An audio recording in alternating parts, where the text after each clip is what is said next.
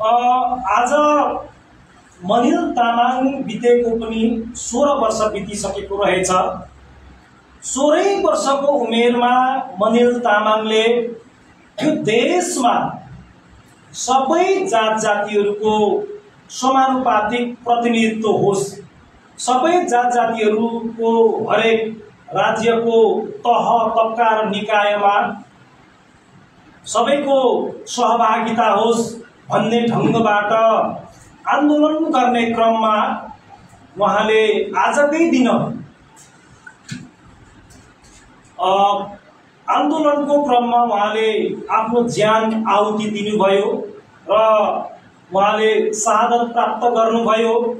उहाँको यो शहादतप्रति म सम्मान प्रकट गर्न चाहन्छु र उहाँप्रति हार्दिक श्रद्धाञ्जली पनि अर्पण गर्न चाहन्छु।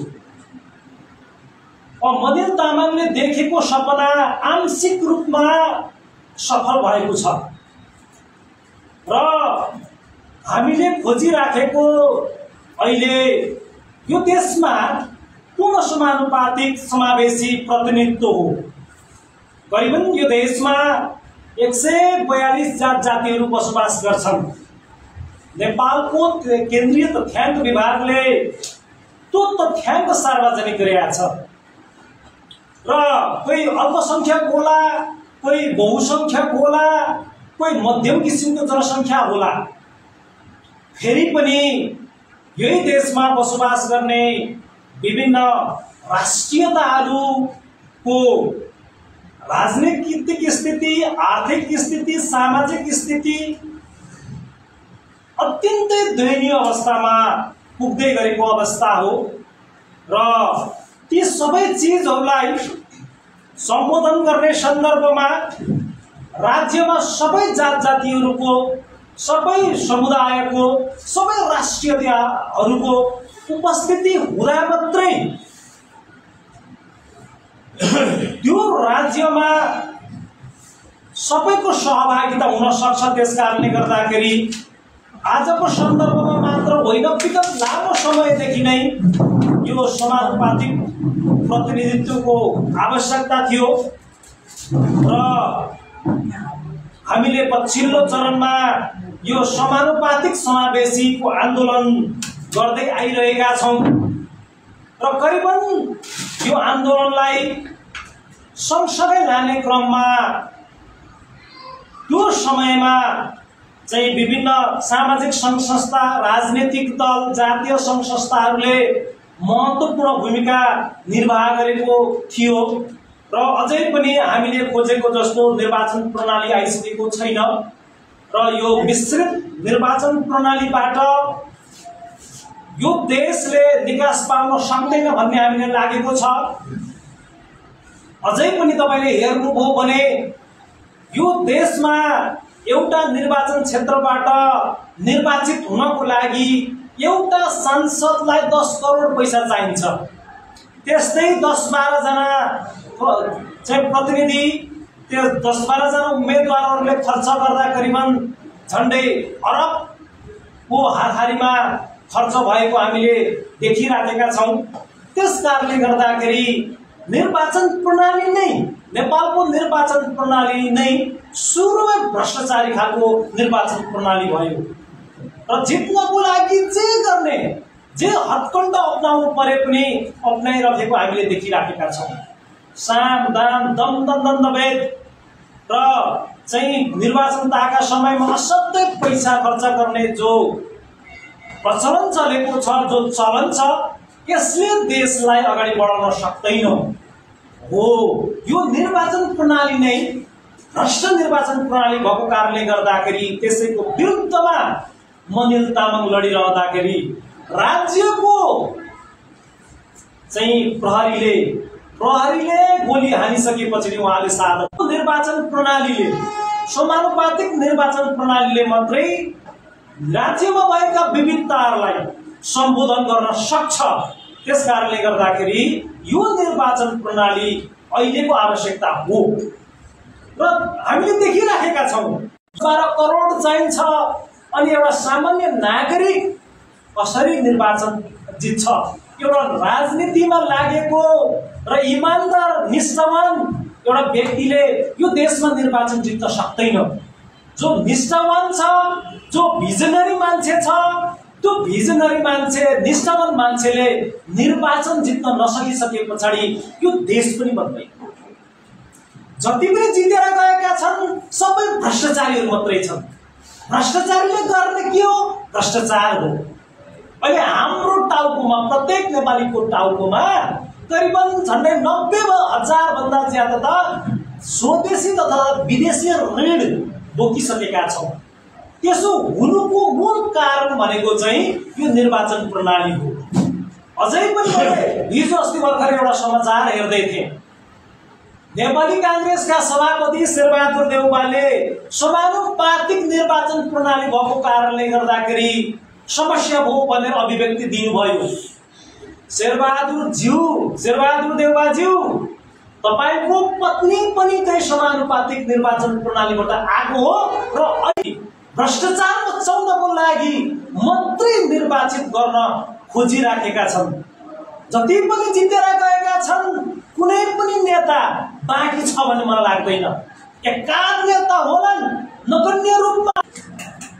त्यस कारणले गर्दाखेरि त्यो निर्वाचन प्रणाली, प्रत्यक्ष निर्वाचित प्रणाली यो बेठिक छ नेपालको सन्दर्भमा। त्यस कारणले गर्दाखेरि हामीलाई पूर्ण समानुपातिक निर्वाचन प्रणाली जरुरी छ।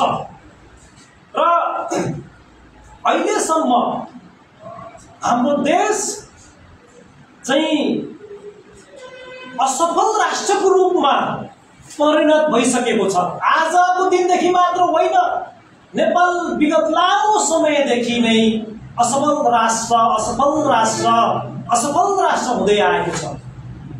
सफल राष्ट्र बनाउनको लागि धेरै सूत्र चाहिन्छ भन्ने मलाई लाग्दैन। मेरो आग्रह छ सफल राष्ट्र कसरी हुन्छ भन्ने सन्दर्भमा एउटा भर्खरै सन् 2014 सालमा एउटा पुस्तक प्रकाशन गरिएको छ। दुईटा अर्थशास्त्रीले व्हाई नेशन्स फेल, देशहरू कसरी किन असफल हुन्छन् भन्ने सन्दर्भलाई लिएर असाध्यै राम्रो पुस्तक प्रकाशन गर्नुभएको छ। त्यो पुस्तकको मूल निचोड के मात्रै हो भने मलाई लाग्छ भने साँच्चै देशलाई सफल बनाउने हो भने त्यो देशमा भएका, त्यो देशमा रहेका त्यहाँका मेन पावर, मानवीय संसाधन, त्यहाँका मेन पावरलाई ठिक ढङ्गबाट म्यानेजमेन्ट व्यवस्थापन गरियो भने देश विकास हुन्छ भनेर त्यो पुस्तकले दिएको छ सन्देश। तर हाम्रो नेताहरूलाई त्यसो लाग्दैन।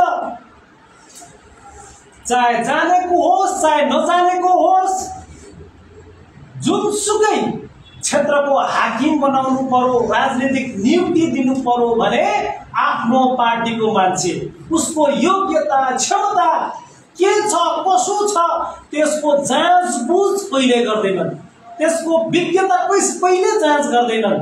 आफ्नो पार्टीको भए जसरी हुन्छ नियुक्तिहरू गरिन्छ, जसको कारणले गर्दाखेरि आज हाम्रो देश असफल हुँदै हामी बिताइरहेका छौँ। त्यस कारणले गर्दाखेरि अब पनि हामीले यो विषयमा गम्भीर ढङ्गबाट सोचेनौँ, अहिलेका नेताहरूलाई हामीले विस्थापित गर्न सकेनौँ, अहिलेका नेताहरूलाई परिवर्तन गर्न सकेनौँ भने यो देश बन्ने त कल्पना पनि गर्न सकिँदैन, यो भन्दा ध्वस्त हुँदैछ। र तपाईहरुले देखिराख्नु भएको छ कि नेताहरू, मन्त्रीहरूले, सांसदहरूले गर्वका साथ के भन्दै गरेको सुन्छु भने मैले यति करोडको भ्यू टावर बनाए, अब मैले यति करोडको स्विमिङ पुल बनाउँदैछु भन्दै पनि चाहिँ भाषण गरेको म सुन्दैछु। म आग्रह गर्न चाहन्छु त्यो भ्यू टावरले, स्विमिङ पुलले, त्यो बाटोमा राखेको गेटले देश बन्दैन। देश बन्नको लागि विचार चाहिन्छ, देश बन्नको लागि मान्छेको सोच भिजन चाहिन्छ। ओ भिजन बमोजिम विचार बमोजिम हामीले देशमा लगानी गर्न सक्यौं भने देश बन्छ। र अघि मैले उदाहरण चाहिँ म के दिन चाहन्छु भने जापान भन्ने देशमा एसियाको पहिलो पटक लिखित संविधान लागू गर्ने, लिखित संविधानलाई चाहिँ प्रोमलगेट गर्ने, जारी गर्ने देश जापान हो। जापानले 1890 मा पहिलो आफ्नो लिखित संविधान जारी गरेको देखिन्छ एसियामै। जापान त्यसै पनि त्यो समुद्र टापु बाहेक केही छैन त्यो देशमा। त्यो देशमा हुने भनेको माछा मात्रै हो। माछा मात्रै पनि होइन, त्यो देशमा संसारको सबैभन्दा भूकम्प जाने देश हो। तर एसियामा सबैभन्दा विकसित देशमा आफूलाई रूपान्तरण गर्न सक्ने देश पनि जापानै हो। जापानको नेताले के गर्यो भने आफ्नो देशमा भएको इन्जिनियर्सहरूलाई, आफ्नो देशमा भएको डक्टर्सहरूलाई, आफ्नो देशमा भएको वैज्ञानिकहरूलाई, आफ्नो देशमा भएको पाइलटहरूलाई सबैलाई राम्रो तरिकाले म्यानेजमेन्ट गर्न सक्यो। जसको कारणले गर्दाखेरि त्यो देशमा टोयोटा जस्तो कम्पनी, होन्डा जस्तो कम्पनी लगायतको संसारको उत्कृष्ट कम्पनीहरू त्यहाँ स्थापित हुन सके। र त्यहाँ मात्रै सीमित राखेनन्, संसारमा चाहिँ सयौं देशहरूमा आफ्नो कम्पनी विस्तार गरे। जसको कारणले गर्दाखेरि जापान आर्थिक रूपमा अत्यन्तै धनी बन्न सफल भयो। खै हामीले म्यानेज गरेको एउटा चाहिँ मेयर जिताउनको लागि जबरजस्त पार्टीले पैसा बगाएको छ। चाहिँ पार्टीमा पनि पैसा भएको नेतालाई मात्रै टिकट दिने प्रचलन, भिजन नहोस्, विचार नहोस्, इमानदार नहोस्, त्योसँग पार्टीलाई सरोकार रहेन। सिर्फ त्यो पार्टीको नेतासँग पैसा कतिको छ, धन कतिको छ, त्यो जाँचेर मात्रै पार्टीका चाहिँ नेताहरूले टिकट दिने जो प्रचलन छ, त्यो प्रचलन जबसम्म हामीले ब्रेक गर्न सक्दैनौँ र टिकट पाउने नेताहरूले पनि टिकट पाइसके पछाडि पनि जबसम्म नेपाली जनताले ती नेताहरूलाई रिजेक्ट गर्न सक्दैनन् तबसम्म यो देश बन्दैन। त्यस कारणले गर्दाखेरि पनि देश बनाउने हुटुडी अब यो पहिचानवादीहरूलाई लागेको छ। देश बनाउनको लागि हामी आन्दोलनमा उत्रिएका छौँ। भले हाम्रो आन्दोलन कत्रो साइज रह्यो, कतिको चाहिँ हामीले सशक्त ढङ्गले आन्दोलन गर्न सक्यौँ सकेनौँ, त्यो एक ठाउँमा रहन्छ, त्यो एउटा समीक्षा गरौँला। तर हामी अझै पनि भन्न चाहन्छौँ इमानदारका साथ यो देश बनाउनको लागि हामी लाग्नेछौँ, इमानदारका साथ लाग्नेछौँ। र भर्खरै हिजो मात्रै सोभि निर्वाचन सम्पन्न भयो। विद्यार्थीहरूले त लड्न भिड्न मात्रै जानेको हो कि भन्ने मैले देखेँ। अधिकांश क्याम्पसहरूमा विद्यार्थीहरू लडेको देखे। चाहिँ अनेरासाब्युको विद्यार्थीलाई कुटेको, नेविसनको विद्यार्थीलाई कुटेको, क्याम्पसमा कलेजमा टिचर्सहरूले, प्रोफेसर्सहरूले कुट्नुपर्छ भनेर पढाएका थिएनन् होला। त्यो पढाउने काम चाहिँ नेताले गर्छ। नेताले आफ्नो विद्यार्थी संगठनलाई जिताउनको लागि अर्को विद्यार्थी संगठनका विद्यार्थीहरूलाई कुट्नको लागि नेताले निर्देशन दियो। जसको कारणले गर्दाखेरि विद्यार्थीहरू भिड्न थाले। विद्यार्थीहरूले कम्तीमा त्यो नेताले के निर्देशन दिइराखेको छ त्यो गम्भीर तरिकाले विचार पुर्याउनु पर्ने हो। विद्यार्थीहरू भनेको विचारको खेती गर्ने मान्छे हो। विचारको खेती गर्ने मान्छेलाई विचारको खडेरी नपरोस्। र अहिले यस्तो किसिमको सोभि निर्वाचन यो देशमा अब 5 वर्ष पछाडि, 2 वर्ष पछाडि पनि भइरह्यो भने यो सोभि निर्वाचनलाई खारिज गरे हुन्छ। यो लड्नको लागि, खिड्नको लागि होइन, वैचारिक रूपमा तपाईको विचार राख्नको लागि सोभि निर्वाचन स्थापना गरिएको हो। क्याम्पस सुधार्नको लागि सोभि निर्वाचन मार्फत यहाँ निर्वाचित भएका विद्यार्थी नेताहरूले गरोस् भनेर यो राखिएको हो। र चाहिँ पछि देशकै चाहिँ प्रधानमन्त्री, मन्त्रीहरू बनोस्, त्योबाट सिकेर आओस् भन्ने ढङ्गबाट यो निर्वाचन राखिएको हो। त्यस कारणले गर्दाखेरि यो निर्वाचनलाई सम्मानित बनाउनको लागि, संयमित बनाउनको लागि स्वयं विद्यार्थी संयमित हुन जरुरी छ। विचारको खेती गर्नुहोस्, दर्शनको खेती गर्नुहोस्, छलफल गर्नुहोस्, बहस गर्नुहोस्। त्यो बहसले देश निर्माण गरोस्।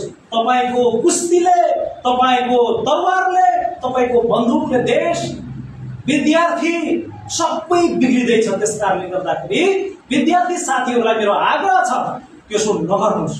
र यही क्रममा यस्तै हतियार नहोस्।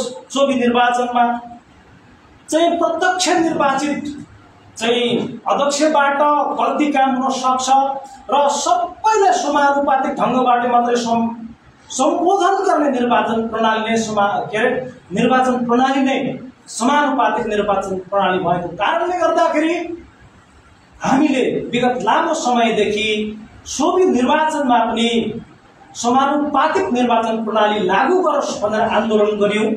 त्यही क्रममा हाम्रो मनिल तामाङले साधत प्राप्त गर्नुभयो। 16 वर्षको त्यो कलिलो उमेरमा जो चाहिँ उहाँले साधत प्राप्त गर्नुभएको छ, त्यो 16 वर्षको कलिलो उमेरमा उहाँलाई पूर्ण समानुपातिकको ज्ञान भएर उहाँ लड्न जानु भएको छ।